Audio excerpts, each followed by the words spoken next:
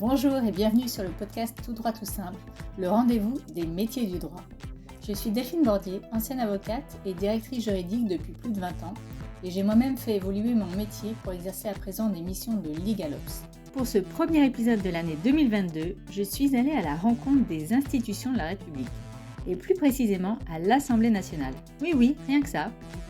Yaël Braun-Pivet, députée des Yvelines et présidente de la commission des lois, m'a accueillie avec son équipe pour parler de son itinéraire et tout nous expliquer sur la commission des lois. Vous allez découvrir son parcours qui bat en brèche les discours antiféministes ainsi que les lieux communs sur les professions juridiques. Je vous assure que vous ne verrez pas le temps passer et vous apprendrez beaucoup sur nos institutions et les actions menées par certains de nos députés. Bonne écoute! Bonjour Madame la députée. Bonjour. Alors, je tiens d'abord à vous remercier d'avoir accepté mon invitation sur le podcast Tout droit tout simple et surtout de m'avoir invité à enregistrer cet épisode, tout à fait inédit d'abord, et dans un lieu quand même chargé d'histoire, puisqu'on est à l'Assemblée nationale, dans votre bureau, dans le bureau de la présidente de la commission des lois. Donc, merci pour votre confiance. Vous allez nous parler de votre parcours et de vos convictions aussi, parce que vous avez un parcours juridique qui vous a amené aussi à maintenant exercer d'autres fonctions complètement différentes. J'aimerais que nos auditeurs qui sont étudiants, mais pas que, comprennent un peu votre itinéraire. Qu'est-ce qu'on peut faire avec des études de droit? Parce que finalement, ça mène vraiment à tout. On le dit souvent, mais alors là, c'est vrai. Donc, Madame la députée, est-ce que d'abord, vous pouvez un peu nous raconter votre parcours? Effectivement, vous avez raison, les études de droit, ça mène à tout et plus encore, je crois. Et c'est ça qui est génial dans le droit. Moi, j'ai toujours rêvé, d'autant que je m'en souvienne, d'être avocate. Je voulais être avocate, défendre la veuve et l'orphelin, c'est très classique.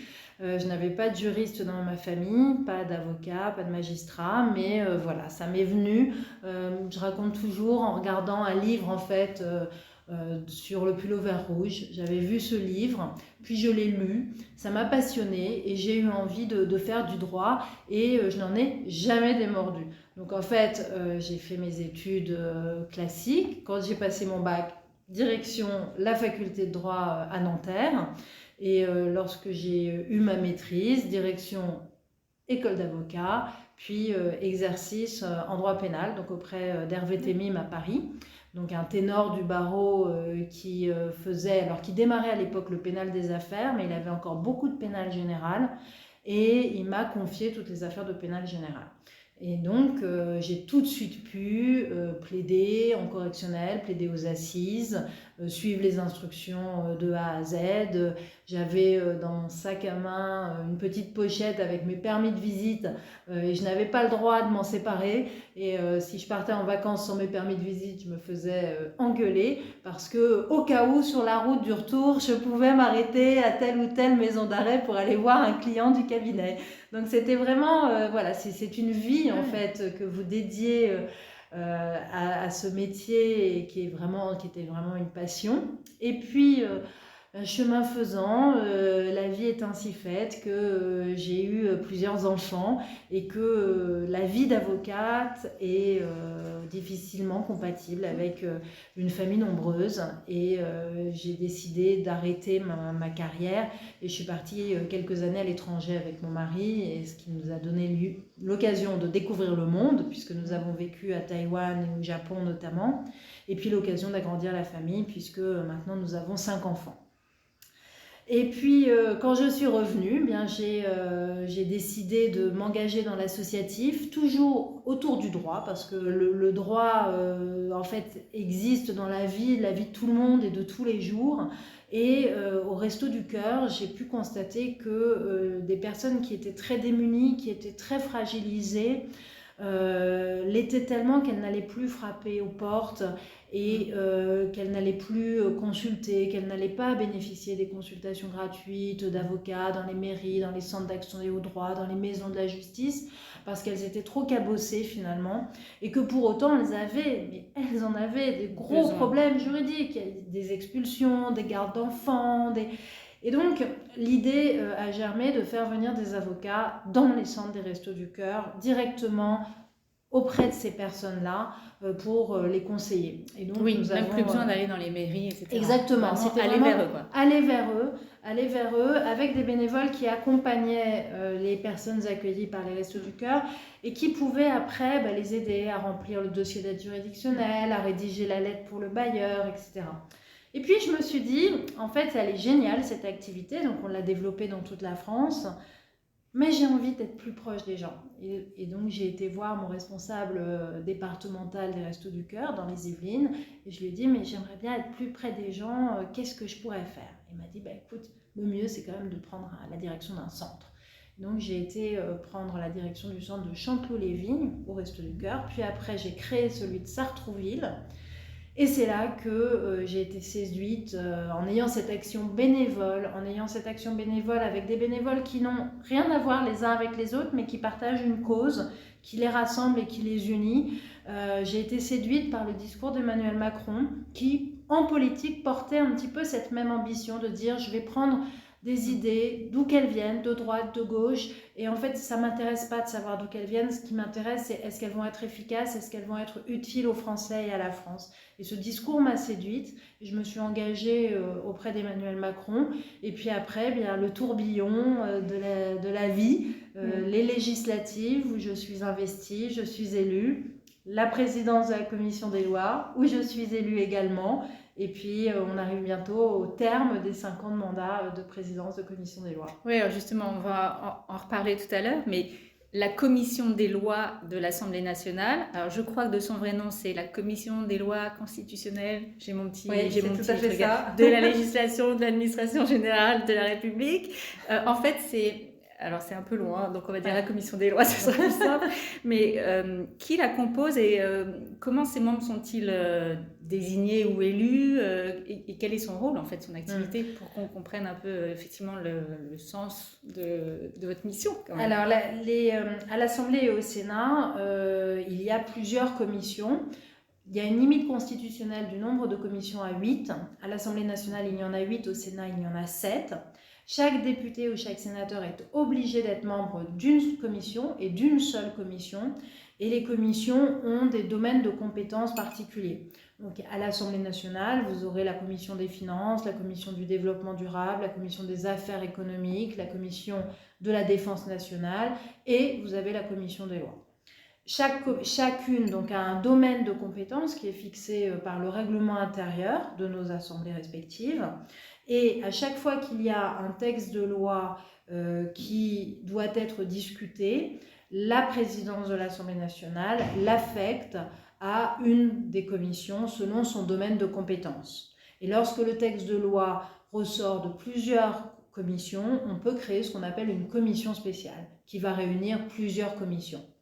Donc dans chaque commission, vous avez en gros 72 députés qui sont membres de la commission et qui vont donc être astreints à suivre les débats de la commission, à être présents tous les mercredis matins, le jour dédié de la commission, et qui vont pouvoir exercer les travaux de législation, de contrôle et d'évaluation des politiques publiques, qui sont les 3 missions constitutionnelles du Parlement, au sein donc de chaque commission.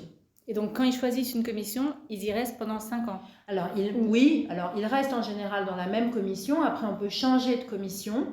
Il faut bien savoir que chaque commission reproduit les équilibres politiques présents à l'Assemblée nationale. Donc, dans chaque commission, vous aurez exactement le même nombre de membres de La République En Marche, du groupe Les Républicains, du MoDem, etc. Et en fait, les attributions de commission se font par les groupes politiques. Donc, chaque groupe politique a un certain nombre de places dans chaque commission. Et après, au sein de son groupe, il va demander qui veut aller où et on va affecter comme ça les députés dans les commissions. Et au début de la mandature, on fait donc un premier choix, deuxième choix, troisième choix, parce qu'on ne peut pas forcément satisfaire les envies de chacun. Donc on est affecté comme cela dans une commission et après on peut demander à notre groupe de changer de commission. Et ça veut dire qu'il y a des chaises musicales. Donc il y a des chaises musicales, mais à l'intérieur du même groupe politique pour ne pas faire de déséquilibre, puisqu'en commission, on va voter, on va modifier la loi, on peut même légiférer en commission. Donc il est vraiment fondamental que la commission soit à l'image de l'hémicycle en termes de représentation politique. C'est comme une mini-assemblée, quoi. Exactement, c'est une mini-assemblée. Et donc la commission des lois a comme domaine de compétence toutes les questions régaliennes. Donc en clair, quand on regarde par exemple les compétences des ministères, la commission des lois va traiter les questions relatives au ministère de l'Intérieur, donc la sécurité, le terrorisme, l'immigration, les élections, ministère de la Justice, l'administration pénitentiaire, l'organisation judiciaire, les réformes constitutionnelles sont toutes du ressort de la commission des lois, toute la fonction publique, tous les outre-mer, puisque les outre-mer, c'est le cœur de la République dans les relations de chaque territoire d'outre-mer avec l'Hexagone. Et j'en oublie un, les collectivités territoriales, bien sûr, donc toute l'organisation des collectivités territoriales dans leur domaine de compétences, les régions, les départements, les municipalités, comment tout cela s'organise. Donc c'est une commission qui a un domaine d'activité très vaste, qui couvre à peu près 50% de l'activité législative de l'Assemblée nationale. Ah oui, donc en fait, chaque semaine, vous avez une idée de combien il y a Enfin, vous avez un chiffre? Alors, des chiffres difficile.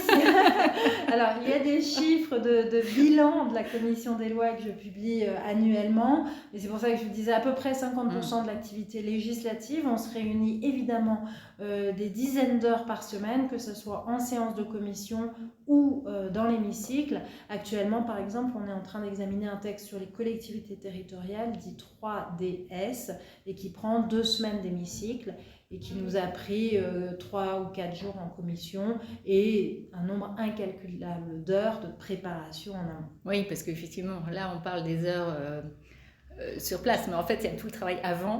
Exactement. Non, mais c'est ça. On l'oublie un peu, mais c'est un peu comme les avocats. Avant de plaider, il y a quand même beaucoup de travail avant. C'est exactement ça. C'est comme un iceberg. Il y a la partie immergée, la partie émergée, mais c'est exactement pareil. Oui, c'est pareil, oui, d'accord. Alors, parce que ça, c'est effectivement une partie, mais est-ce que vous pouvez nous parler aussi, parce que moi, je vois souvent ça et je vous vois aussi mener des auditions. Est-ce que vous pouvez nous parler un peu des auditions qui sont menées devant votre commission? Quand est-ce qu'elles sont organisées? Pourquoi? Parce qu'il y en a quand même souvent aussi. Il y en a beaucoup aussi, oui. Alors, il y a plusieurs sortes d'auditions. Il va y avoir les auditions sur des textes de loi. Et là, effectivement, vous allez auditionner publiquement en commission le ministre qui porte le texte et il vient expliquer à la commission pour quelles raisons il porte ce texte et la nécessité de légiférer. Après, il y a les auditions en commission de contrôle, donc toujours un ministre que l'on va auditionner à un moment particulier. Par exemple, ce matin, j'ai auditionné Sébastien Lecornu suite à la consultation en Nouvelle-Calédonie. Demain, j'auditionnerai Olivier Véran pour qu'il nous fasse un point de la situation épidémique dans notre pays. La semaine dernière, j'ai auditionné Gérald Darmanin, ministre de l'Intérieur, sur la situation spécifique des migrants à Calais et de l'action qu'il mène en la matière. Donc là, on est sur des auditions de contrôle, il n'y a pas de texte législatif, il n'y a pas de texte. C'est pas sur du texte de loi. Non, mais c'est le rôle du Parlement de contrôler l'action du gouvernement. Donc le Parlement va le contrôler lors des QAG, donc là c'est question au gouvernement, 2 minutes de questions, 2 minutes de réponse. Et moi, il me semble que par moment, il y a des sujets qui méritent beaucoup plus que 2 minutes. Et donc, ces auditions de contrôle. Après, on peut auditionner des personnes extérieures, des personnes qualifiées, en commission toujours, mais qui intéressent les champs de compétences de la commission des lois. Typiquement, j'ai auditionné récemment Jean-Marc Sauvé sur le rapport qu'il a fait sur les actes de pédophilie dans l'Église, parce que ça interroge des domaines législatifs autour du secret, autour de l'indemnisation des victimes, autour de la prescription. Donc il nous a semblé intéressant de l'auditionner. J'ai auditionné par exemple Madame Elisabeth Guigou récemment sur son rapport sur la présomption d'innocence. Je vais pouvoir auditionner, j'auditionnerai. Après, il y a les invités permanents de la commission des lois, défenseur des droits, contrôleur général des lieux de privation de liberté, président de la HATVP. Donc ces autorités-là indépendantes vont être auditionnées tous les ans pour nous présenter leur rapport et faire un point en commission des lois. Après, il y a les auditions qu'on ne voit pas, qui sont les auditions que font les rapporteurs quand ils préparent un texte de loi Et là, ils vont auditionner pendant plusieurs semaines 40, 50, 60 personnes pour préparer les travaux parlementaires autour d'un texte de loi. Ah d'accord. Et donc chaque commission peut mener des auditions. C'est pas que la commission des lois en fait. Tout à fait. Les 15 commissions différentes. Voilà. Moi, ce que je décris, c'est vraiment le fonctionnement de toutes les commissions. D'accord. Alors, on est bien d'accord. Hein. 8, c'est 15 dans le sens où il y en a 8 à l'Assemblée nationale et 7 au Sénat. Oui, effectivement, il y a deux commissions. Il y a deux assemblées, il faut bien les distinguer. Voilà. Effectivement, du coup, il y a des commissions dans chaque. Exactement. Et du coup, donc les commissions, elles ont lieu régulièrement, j'imagine, ou c'est vous qui fixez un agenda Alors, c'est moi qui fixe un agenda. Donc, en tant que présidente de commission, mon rôle, c'est d'organiser les travaux de la commission. Donc, c'est moi qui fixe l'agenda de la commission. Il y a en général une commission qui est quasi systématique, c'est celle du mercredi matin. C'est le jour réservé aux commissions. Il n'y a pas de séance publique ce jour-là. Et donc, les commissions se tiennent tous les mercredis matins, sauf très rare exception. Et les députés ont une obligation de présence le mercredi matin. Après, la commission peut se réunir à tout moment. Vous voyez, ce matin, par exemple, l'audition de Sébastien Lecornu a eu lieu un mardi matin à 9h parce qu'il était en Nouvelle-Calédonie. Donc, par rapport à ses horaires, c'était ce qui était le plus pratique. Et le mercredi, c'est difficile d'auditionner des ministres parce qu'ils sont en conseil des ministres. Donc, mais après, vraiment, en tant que président de commission, vous organisez les choses comme vous voulez. Moi, par exemple, une fois, j'ai décidé d'emmener la commission des lois en prison. Eh bien, j'ai fait une réunion officielle de la commission des lois à la maison d'arrêt de Fresnes. Et donc, vraiment, tout est possible. Il y a un certain nombre de formalismes à respecter, mais vous êtes assez libre dans l'organisation du travail. D'accord. Et est-ce que la commission, elle peut s'auto-saisir d'un thème de travail, par exemple, je ne sais pas, je pense... parce que c'est un peu le sujet aussi, par exemple la fusion potentielle entre profession d'avocat et juriste ou je sais pas, un thème sur la fin de vie. Est-ce que la commission peut s'auto-saisir d'un sujet particulier? Alors ça, il s'agit vraiment de la partie prospective, évaluation des politiques publiques et travaux de fond. Et donc dans ces cas-là, en fait, moi j'ai un député, membre de la commission des lois, qui va me saisir par écrit ou par oral d'une demande de ce qu'on appelle une mission d'information, en me disant voilà, moi j'ai envie de travailler sur tel sujet, et il explique les raisons pour lesquelles il souhaite travailler. Et dans ces cas-là, moi j'évoque cette demande dans une instance qu'on appelle, c'est le bureau de la commission, qui réunit un président de commission, 4 vice-présidents et 4 secrétaires, pareil, représentant l'équilibre politique de l'Assemblée, et nous nous réunissons une fois par mois et nous examinons lors de cette réunion les différentes missions dont on est saisi. Et là, on peut, s'il nous apparaît que c'est intéressant, dire aux parlementaires oui, votre sujet nous intéresse, il faut creuser, donc la commission des lois va vous mandater pour faire une mission d'information, et dans ces cas-là, on lui adjoint des administrateurs de la commission et il peut faire un cycle d'audition et faire des travaux qui conduiront à un rapport d'information avec le soutien des administrateurs. D'accord.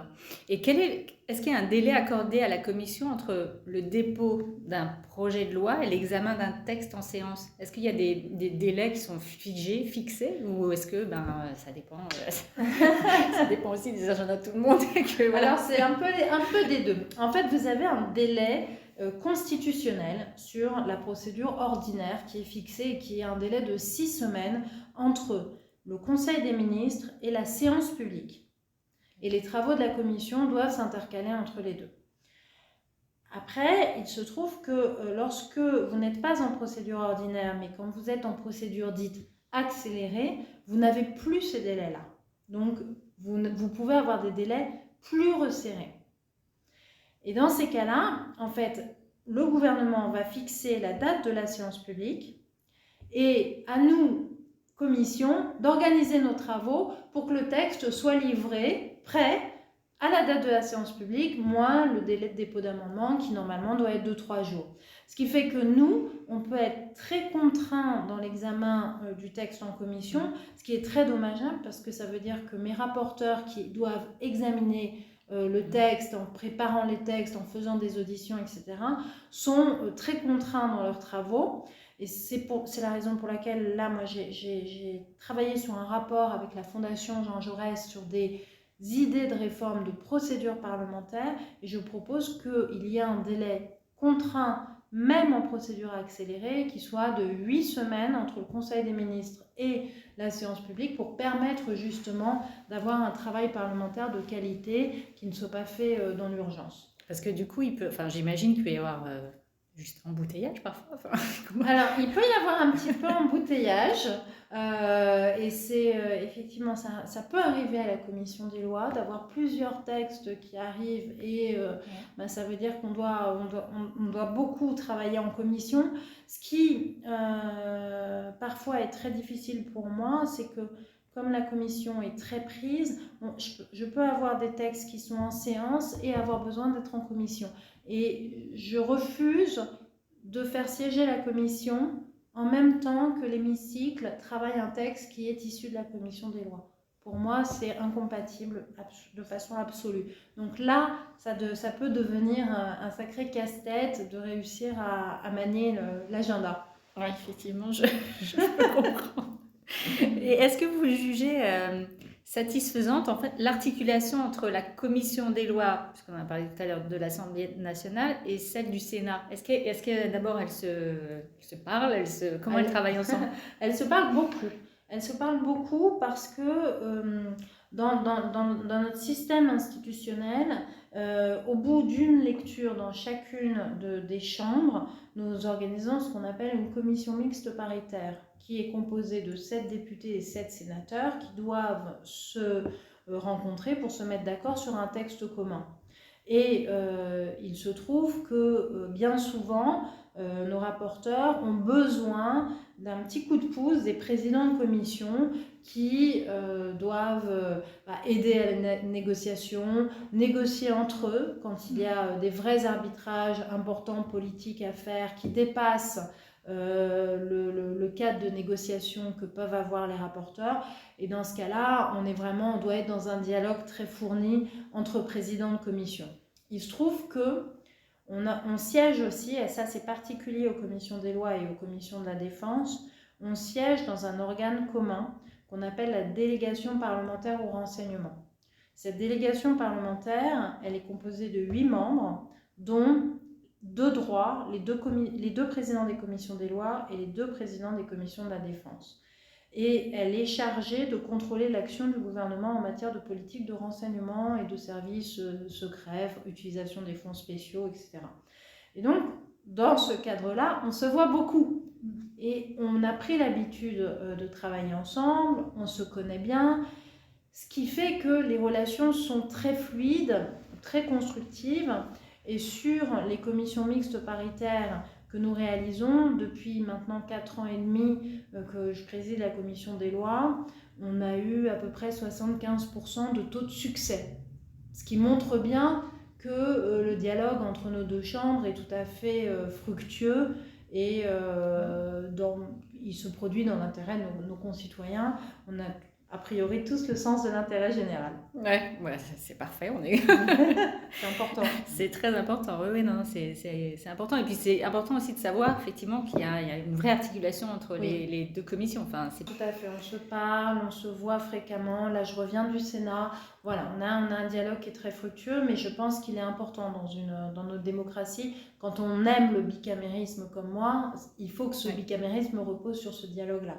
Alors, le budget du ministère de la Justice, c'est vrai qu'il a bénéficié d'une forte hausse, mais apparemment, c'est pas apparemment, la justice manque quand même toujours cruellement de moyens, c'est ainsi. Et d'ailleurs, les magistrats le rappellent régulièrement et encore sous peu. Oui. Est-ce que selon vous, l'institution souffre uniquement d'un déficit de moyens, ou est-ce que vraiment le mal est plus profond que ça? Le mal apparaît plus profond que ça, et c'est très compliqué. Et c'est parce que l'on voit qu'il y a clairement un manque de moyens. On voit en termes bâtimentaires, moi je ne compte plus le nombre de tribunaux ou si ce ne sont pas des fuites, c'est les archives dans les couloirs, les salles non chauffées. Enfin, on voit vraiment des tribunaux qui sont parfois en souffrance bâtimentaire, mais le bâtiment c'est très important parce que ce sont les conditions de travail et donc les conditions dans lesquelles on rend la justice. Et même pour le justiciable, c'est quand même le regard qui va porter sur l'institution. Donc ça n'est pas rien. Après, on voit qu'on a beaucoup de retard dans les équipements informatiques, dans les applicatifs informatiques, et la crise du Covid nous a bien montré à quel point c'était crucial. Donc il y a clairement un problème de moyens, il y a clairement un problème de ressources humaines. Tout le monde le dit, et tout le monde le dit depuis des années, manque de magistrats, manque de greffiers, et ça, on y remédie sur le temps long, parce que c'est long de former un magistrat, et il ne s'agit pas de former des magistrats à la va-vite. Nous tenons à avoir une magistrature de qualité. Donc on a pendant ce quinquennat effectivement fortement augmenté le budget de plus de 30%, on a embauché plus de 600 magistrats, mais on voit bien que cela ne suffit pas. Donc il y a de nombreuses questions qui se posent, aussi sur l'office du juge, et donc sur la place de la médiation, voilà, il y a beaucoup de choses à mettre en débat. On organise en ce moment les états généraux de la justice, c'est l'occasion de poser un certain nombre de choses. Moi je fais partie auprès de Jean-Marc Sauvé justement du comité des garants qu'a installé le président de la République. Nous rendrons nos conclusions fin février, début mars, mais il y a beaucoup à faire, et peut-être que là, effectivement, nous avons atteint un point qui nous montre qu'il faut agir vite et beaucoup plus, et de façon beaucoup plus massive. Et peut-être que la détresse que les magistrats ont exprimée récemment, et que les avocats avaient exprimée avant eux, nous invite à agir encore plus fort, et qu'il y ait une mobilisation de tous pour avoir une justice. Parce que moi, ce qui m'a frappé vraiment, quand on a auditionné au comité des garants une partie des signataires de la tribune des magistrats, c'est qu'en fait, ils sont en souffrance parce qu'ils ont aussi tellement envie de bien juger, et qui sont finalement tiraillés, voilà, entre leur envie de bien juger et la haute idée qu'ils se font de leur métier et de leur devoir vis-à-vis des citoyens et vis-à-vis des justiciables, et les contraintes matérielles, temporelles qui sont les leurs. Et en fait, c'est ce tiraillement qui est insupportable à entendre et à vivre. Et donc, il faut, notre devoir, nous, de politique, mais notre devoir aussi de citoyens, c'est d'essayer de remédier à cette situation. Mais ça prendra du temps et ça demandera l'effort de chacun. Et c'est vrai que pourquoi pas même ouvrir le concours de la magistrature à d'autres professions. Je pense aux avocats parce qu'ils pourraient devenir, ils peuvent d'ailleurs, sous certaines conditions, devenir magistrats. Mais c'est vrai que je connais pas les chiffres, mais il y en a. Est-ce qu'on pourrait pas ouvrir plus à la rigueur? Enfin, c'est des questions. Hein, c'est des questions. Tout ça, c'est des débats. Ouais. Est-ce que ça a un sens? Est-ce qu'il vaut mieux? Enfin voilà, tout ça, c'est effectivement beaucoup de questions. Je pense que même aussi pas les magistrats, mais les avocats et les justiciables se posent normalement. Non, mais c'est ça. Et puis il faut probablement revenir parfois à plus de collégialité. Parce qu'on a entendu ça aussi des magistrats qui sont très seuls. Et c'est difficile de juger, c'est difficile surtout quand on doit juger vite. Et quand on est jeune, hein, et surtout quand on est jeune et qu'on n'a pas assez d'expérience de la justice et puis de la vie tout bêtement. Donc c'est préoccupant, mais encore une fois, moi ce que je retiens, c'est vraiment leur envie de bien juger. Et donc je pense que vous voyez, ils sont pas dégoûtés, et ils n'ont pas envie de bâcler. Et ça, c'est vraiment tout à leur honneur. Donc à nous maintenant de leur donner les moyens, mais ça va prendre du temps. Alors, de quel projet de loi vous rêveriez ou vous rêviez, je ne sais pas, d'être saisi durant votre mandature enfin, autrement dit, quelle cause vous tient vraiment à cœur enfin, il y en a peut-être plusieurs, vous en avez un petit peu parlé tout à l'heure, mais il y en a peut-être plusieurs, mais lesquelles vous tiennent vraiment, vraiment à cœur? Alors, il y en a deux en fait. Une, c'est les prisons. Moi, j'aurais rêvé de réussir à convaincre les parlementaires, le gouvernement d'aller beaucoup plus loin dans l'innovation en termes de détention, de créer des prisons ouvertes, de créer des maisons de détention beaucoup plus petites, de travailler sur tout ce qui est placement extérieur, de travailler sur les prisons comme à Casabianda où les gens travaillent la terre et voilà, moi je regrette qu'on n'ait pas été beaucoup plus loin en la matière parce que je pense qu'on n'incarcère pas très bien en France, qu'on pourrait incarcérer beaucoup mieux, mais qu'il faudrait sortir des dogmes, qu'il faudrait être beaucoup plus imaginatif et que l'opinion publique est prête à ce qu'on soit plus imaginatif en matière de détention, en matière de peine, mais que l'opinion publique, ce qu'elle souhaite, c'est qu'on fasse des peines, que les peines soient effectives et qu'elles soient effectuées et qu'elles soient effectuées dans des délais courts. Et je pense que pour répondre à cette demande, mais il faut sortir du cadre des grandes maisons d'arrêt qui sont très désocialisantes, qui coûtent très cher, qui mettent très longtemps à construire, pour aller vers des modèles beaucoup plus petits, beaucoup plus souples, qu'on pourrait implanter à beaucoup plus d'endroits, etc. Donc ça, c'est mon regret. Et c'est quoi les freins en fait? Les freins viennent d'où à votre avis? Les freins, c'est une vision très passéiste de l'administration qui a un modèle unique et qui a du mal à en sortir, à en changer et qui aujourd'hui a un poids très important et on a du mal à faire bouger les lignes. Donc ça, c'est un regret. Et la loi que j'aurais aimée et qui n'est pas du ressort de la compétence de la commission des lois, c'est la loi sur la fin de vie. C'est la loi sur la fin de vie pour laquelle je pense qu'on aurait dû avancer, on aurait dû la voter sous cette mandature, on ne l'a pas fait. J'espère que mes successeurs la voteront à la prochaine mandature, puisque c'était pour moi une vraie nouvelle liberté qu'on offrait à nos concitoyens. Sans imposer quoi que ce soit, oui, mais très encadré, on offre le choix. Voilà.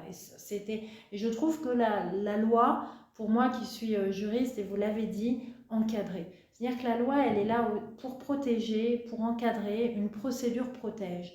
Et donc de créer une procédure avec des critères, des modalités, des recours, c'est très protecteur de l'être humain et on sait malheureusement qu'aujourd'hui, bien, il peut arriver des cas où voilà, ça se fait un petit peu, on dit sous le manteau, en cachette. Et je trouve que ça n'est pas protecteur de la dignité des gens. Donc ça, c'est la loi que j'aurais aimé voter pendant cette mandature. Mais voilà, après... tout n'est pas du ressort de la loi, il y a beaucoup de choses à faire et c'est vrai qu'après il y a toute la question démocratique en fait. On n'a pas réussi à renouer le lien pendant cette mandature entre les politiques et les citoyens. La distance reste importante et ça aussi c'est un travail de longue haleine et la confiance, on dit toujours, ne se décrète pas. Exactement. Il faut la reconstruire. Et c'est vrai que moi, ça m'a beaucoup frappé qu'on n'arrive pas à plus reconsidérer le politique. C'est de notre faute. Après, il y a eu les circonstances, les crises qui se sont succédées, la crise des Gilets jaunes, la crise sanitaire, qui ne nous ont pas aidés. Mais maintenant, moi, je suis convaincue qu'on aurait pu... voilà, qu'on est aussi responsable, qu'on aurait pu beaucoup plus renouveler notre institution, l'image du Parlement, l'image des élus, réassocier beaucoup plus les citoyens à la décision. Enfin, il y a beaucoup de choses à faire et on n'a pas été assez loin, très clairement. Bon, alors justement, en parlant d'aller loin, où va-t-on aller Non, mais alors là, c'est un autre sujet, mais la profession juridique en général, elle est assez féminine. Ouais. Ça se fait, elle est même très féminine, les magistrats, les avocates, les juristes d'entreprise, les greffières, enfin bon, il y en a quand même beaucoup. Par contre, dans l'entrepreneuriat, par exemple les Legal Tech, il y a quand même moins de femmes. Vous-même, à l'Assemblée nationale, je pense que vous évoluez dans un univers plutôt masculin. Enfin, il y a quand même des femmes, mais voilà, c'est quand même pas encore à l'équilibre. Est-ce que vous avez le sentiment que les choses quand même se modifie peu à peu. Est-ce que vous estimez que le recours, par exemple, au quota, comme la loi Zimmermann l'a fait pour les conseils d'administration, est-ce que vous pensez que c'est des bonnes choses? C'est adéquat comme solution ou est-ce que il faut laisser, finalement, il y en a qui disent qu'il faut laisser le temps faire? Si on laisse le temps faire, voilà. Peut-être que dans 200 ou 300 ans, C'est ça. on Je suis y un peu de sera. cet avis. On y sera. Vous savez, moi, je suis finalement la successeur de Catherine Tasca, qui était présidente de la commission des lois. Nous sommes les 2 seules femmes ayant présidé cette commission, 2 femmes députées des Yvelines. C'est un hasard heureux. Et elle a fait voter une loi constitutionnelle qui permettait justement de favoriser l'égal accès des femmes aux fonctions électives et qui a ouvert la voie aux lois sur la parité en politique. Et grâce à ça, on a féminisé les conseils municipaux, les conseils départementaux, les conseils régionaux, les sénatoriales, les législatives. Donc ce sont pour moi des lois indispensables. Et dans l'entreprise, pareil. C'est clairement... voilà, on peut le déplorer, je crois que tout le monde préférerait que ça se passe que ça soit naturel, qu'il en soit ainsi, mais ça ne l'est pas. Donc en fait, quand on fait le constat de l'absence de parité dans ces instances et ces organes, eh bien il faut y remédier. La meilleure façon d'y remédier, c'est de faire une loi et d'imposer des quotas. Maintenant, on voit bien qu'on a besoin aussi de travailler sur les plus hauts échelons. Et pour travailler sur les plus hauts échelons, il faut travailler sur les ressorts de l'avancement. On voit par exemple que dans la magistrature, on a moins de femmes qui sont première présidente de cour d'appel, procureure générale, présidente de tribunal judiciaire, procureur de la République. Il y en a beaucoup moins. Mais une des raisons pour laquelle il y en a moins, c'est que les avancements de carrière dans la magistrature se font beaucoup par mobilité. Et qu'une femme est moins mobile qu'un homme, parce qu'elle a sa vie familiale. Et donc, je crois qu'il faut aussi, les lois sur la parité ne doivent pas nous empêcher de travailler de façon plus profonde sur les ressorts, critères, en fait. sur les critères d'avancement pour les rendre réellement égalitaires. Après, il y a aussi à nous les filles d'aller briguer les postes, d'aller ouvrir les portes. D'oser quoi. D'oser, de faire en sorte, ça c'est très important, que quand on a ouvert une porte, de ne pas la refermer derrière nous. Parce que parfois c'est difficile, donc on a ouvert la porte, on est bien contente d'être rentrée et on la ferme vite en se disant oh là là, moi je suis rentrée pourvu que d'autres viennent pas. Mais au contraire, moi, je pense qu'il faut qu'on ouvre la porte, qu'on laisse la porte grande ouverte et qu'on dise aux filles maintenant que moi je suis rentrée, venez. Donc il y a aussi ce rôle que nous on a à avoir. Et puis objectivement l'éducation de nos gamins, que ce soit nos garçons ou nos filles, pour les faire vraiment rentrer de plein pied dans un monde très égalitaire. Je pense qu'on y arrive, ça, et je pense que nos jeunes ne se posent absolument plus de questions. Et on voit bien même que pour les entreprises, par exemple, une entreprise qui n'aurait pas une vraie politique d'égalité hommes-femmes, mais en fait, les jeunes femmes qui sortent d'HEC, elles iront ailleurs. Elles iront dans une autre entreprise dans laquelle elles se sentent bien. Oui, c'est un critère maintenant, effectivement, de sélection. C'est un critère de sélection. Et ça, c'est bien, parce que là, les entreprises, en fait, si elles veulent bien recruter, elles n'ont pas le choix. Elles sont obligées de se plier aussi à certaines règles. C'est dans les deux sens. Exactement. Et donc là, je pense qu'on tient le bon bout quand c'est comme ça. Alors, à l'aune de vos multiples expériences, est-ce que vous estimez, moi ça fait aussi un moment que j'ai fait mes études des droits, mais est-ce que vous estimez satisfaisante aujourd'hui la formation des étudiants en droit? Je m'explique. Comment en fait la rendre un peu plus opérationnelle, un peu moins académique? Je pense qu'elle doit être aussi très académique et solide, mais dans un monde quand même qui est très digital, très finalement les études de droit aujourd'hui, elles sont exactement les mêmes que celles qu'on a faites nous deux. Donc est-ce que ça ne doit pas aussi un peu évoluer? Est-ce que c'est une question très vaste, mais c'est vrai que j'imagine quand même qu'elles ont un petit peu évolué, parce que moi je reçois beaucoup d'étudiants en droit qui viennent faire des stages à l'Assemblée. On a beaucoup de demandes, alors que moi je me souviens quand je faisais mes études de droit, j'avais pas fait de stage.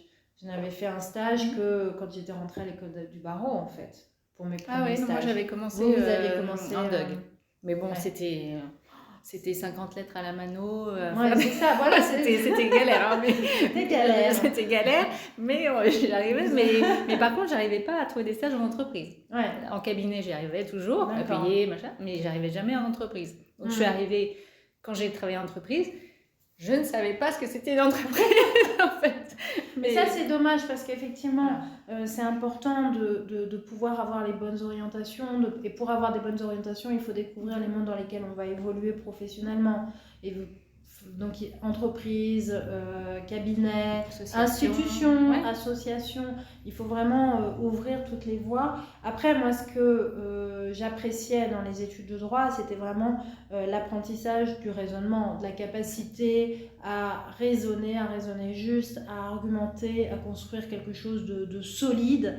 Et on voit bien, en fait, la différence entre un juriste qui a appris ces techniques et quelqu'un qui essaye de faire du droit mais qui n'a pas appris ces techniques-là, en fait, il raisonne pas bien. Et c'est dingue parce qu'il y a vraiment... C'est une vraie méthode qu'il faut acquérir et c'est long. Mais c'est des automatismes, et je crois que ça, c'est précieux. Ça doit effectivement être maintenu et c'est le socle académique dont je parle qui doit être exactement très solide. Ouais, mais après, voilà, c'était plus, est-ce que finalement dans un monde un peu très digital, est-ce qu'on ne doit pas aussi... moi, je pense, pas forcément digital, mais je me souviens très bien... fac de droit, on n'a pas du tout de module de compta, de finance, et on arrive en entreprise, on ne sait pas très bien de quoi on parle, et ça c'est un peu dommage. Et ça, les écoles de commerce ou les écoles de management, elles ont compris parce qu'elles font les deux, elles essayent. Bon, alors après, effectivement, faire les deux, c'est pas toujours faire tout bien non plus, mais c'est vrai que moi je pense que il y a aussi pas mal voilà, peut-être de choses à réfléchir, mais ça va être long à aussi. Vous avez raison, et puis on voit bien que quand on est dans une entreprise, on est dans un écosystème et qu'on ne peut pas être simplement cloisonné dans une case. Que quand on est avocat, il faut faire sa compta, et puis il faut être avocat, c'est aussi être commerçant. Il faut savoir avoir une relation client. Et donc toutes ces choses-là, elles doivent compléter une formation solide, académique, indispensable. Mais effectivement, peut-être plus élargir et s'ouvrir encore à la société. C'est ma dernière question. Est-ce que vous auriez 1 ou 2 ou 3 conseils pour les étudiants ou même les juristes en général qui veulent, je sais pas, devenir soit avocat, soit président de la commission des lois, je ne sais pas, magistrat, ou qu'est-ce que vous leur diriez quand ils viennent vous voir? Déjà, le droit, c'est une matière absolument extraordinaire, parce que le droit, c'est ce qui fait qu'une société peut vivre ensemble, c'est ce qui fait qu'une société existe, puisque sans droit, c'est l'anarchie, sans droit, c'est le règne du plus fort, et le droit, c'est ce qui apaise les relations et les rapports humains. Donc je trouve que cette matière est la plus belle du monde, et que qui n'est pas enseignée mais qui devrait être enseignée au lycée plus, parce que c'est elle qui régit nos rapports humains, et je crois que c'est important, et ça serait important que chaque citoyen ait bien conscience de la façon dont ça s'articule. Après, moi, je trouve, ce qui est extraordinaire, c'est qu'elle peut vous mener à tout. C'est ce qu'on disait au début de ce podcast. C'est que vous pouvez aborder toutes les fonctions, aborder tous les métiers. Ça vous servira toujours. On aura toujours besoin d'un juriste. On aura toujours besoin de quelqu'un qui a fait ses raisonnements juridiques, qui sait raisonner juste. Et puis, si vos auditeurs... moi, avocat et politique, c'est les deux fonctions que j'ai le plus adorées dans ma vie, parce que avocat, vous êtes vous défendez des clients, et moi j'ai adoré avoir un vrai parti pris. Je trouve que c'est génial, en fait, quand vous êtes avocat, vous avez un parti pris, vous défendez une partie, vous savez, on s'en moque de savoir si elle a raison ou si elle a tort, vous la défendez. Et j'ai trouvé que ça, intellectuellement, c'était très intéressant, parce qu'il faut aller trouver les ressources, aller trouver les arguments, même quand, en lisant le dossier, vous dites « je ne suis pas du bon côté ». Mais quand même, il faut aller chercher les arguments et on en trouve toujours. Ouais. Et ça, moi, je trouve que c'est génial, intellectuellement, de se dire on peut toujours trouver des arguments pour défendre le bien fondé d'une position. Donc, intellectuellement, Ce qui je trouve peut que servir aussi en Et politique. ça, c'est exactement la même chose en politique. Après, la politique, ce qui est formidable, c'est que vous portez quand même des convictions qui vous sont propres. Et puis, vous avez un réel sentiment d'utilité, de service de l'intérêt général. Et donc, ça n'est plus l'intérêt d'un client, mais c'est l'intérêt général. Et ça, c'est magnifique. C'est encore plus beau. C'était mon geste, on le voit pas. Voilà, le geste, on le voit pas, mais il est là. On est d'accord. Écoutez, un grand merci vraiment d'avoir accepté cette invitation. Et je suis ravie, parce qu'en plus, vous m'avez dit que je pourrais même visiter l'Assemblée nationale. Donc, je suis complètement ravie. J'espère peut-être vous retrouver bientôt, soit sur le podcast, soit ailleurs. En tout cas, avec plaisir. Très bonne continuation à vous et à vos équipes. Merci beaucoup et puis bonne continuation avec votre podcast. Ça m'a fait vraiment très plaisir et c'est très agréable, un très bel échange. Merci beaucoup. Je vous donne rendez-vous mercredi prochain. D'ici là, allez faire un tour sur mon site Tout droit tout simple où vous retrouverez le podcast, mais aussi des articles de blog et des vidéos. À très bientôt.